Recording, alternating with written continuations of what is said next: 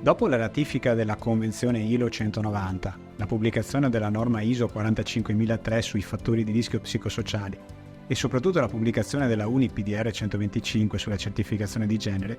l'interesse verso la valutazione del rischio violenza e molestie sul luogo di lavoro è cresciuto e si è diffuso.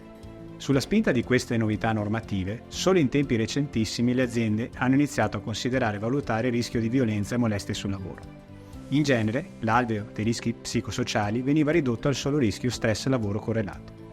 I datori di lavoro, gli RSVP e i consulenti sulla sicurezza si trovano quindi a dover valutare il rischio di violenza e molestia sul luogo di lavoro, in assenza di indicazioni metodologiche. Il seminario, organizzato da Vega Formazione con la partecipazione come relatori della dottoressa Rita Somma e del dottor Carlo Bisio, non solo inquadra la problematica, ma anche illustra una proposta metodologica che consente di effettuare una valutazione completa e sistematica dei rischi di violenza e molestia sul luogo di lavoro.